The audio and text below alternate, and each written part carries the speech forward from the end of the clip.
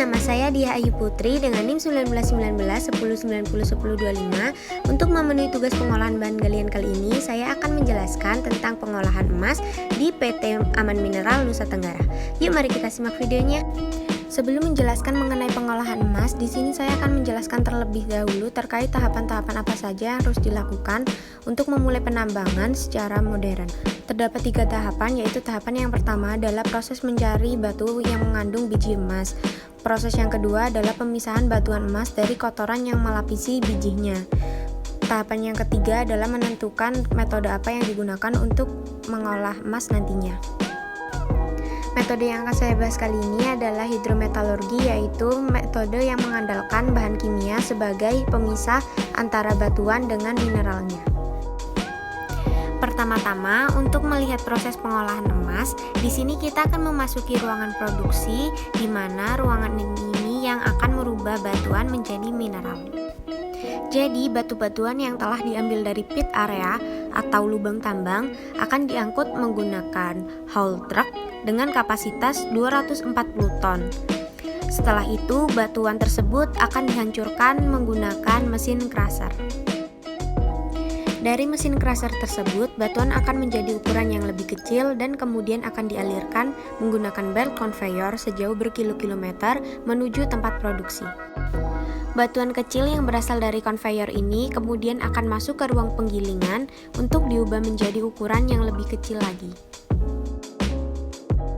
Dalam proses ini, batuan akan digiling dan dicampur dengan air sehingga nantinya akan dihasilkan bubur-bubur batuan atau batuan yang ukurannya sangat kecil. Tujuan dari proses ini sendiri adalah untuk memudahkan pemisahan batu dengan mineral. Dalam pengolahan mineral yang ada di sini, batu yang sudah diubah menjadi bubur kemudian akan direaksikan dengan bahan kimia. Namun perusahaan ini tidak menggunakan bahan kimia seperti merkuri yang disinyalir seperti perusahaan tambang ilegal atau penambangan tradisional. Alih-alih menggunakan merkuri, di perusahaan ini menggunakan senyawa kimia, di mana senyawa kimia tersebut memiliki prinsip untuk memisahkan batuan dengan mineral. Kemudian, mineral tersebut akan diikat dengan bantuan oksigen atau udara yang dihembuskan. Hal ini mengubah sifat mineral yang awalnya hidrofouling atau berikatan dengan air menjadi hidrotopik, yaitu tidak berikatan dengan air. Akibatnya, apabila mineral tersebut berikatan dengan udara, maka mineral tersebut akan dibawa ke permukaan. Proses ini sendiri biasa disebut dengan floating atau pengapungan.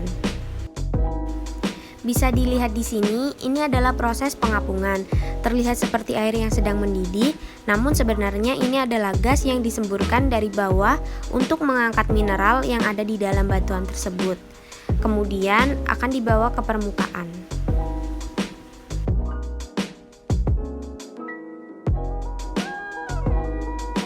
Setelah sampai di permukaan, mineral-mineral tersebut akan ditampung ke dalam wadah khusus dan kemudian akan dialirkan menuju tempat konsentrasi. Di tempat konsentrasi ini, cairan mineral yang telah diikat oleh oksigen kemudian akan dikeringkan dan diproses menjadi biji-biji mineral yang siap untuk diekspor.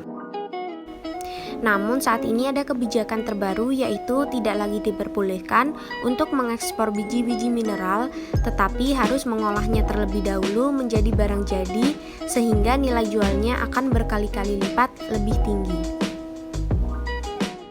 Sisa dari kegiatan produksi berupa lumpur, yaitu campuran air dengan batuan.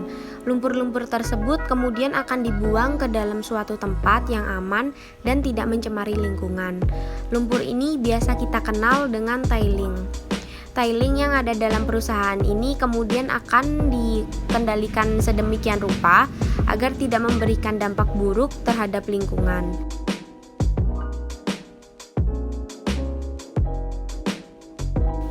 Dan tiling ini akan dialirkan ke dalam palung yang dalam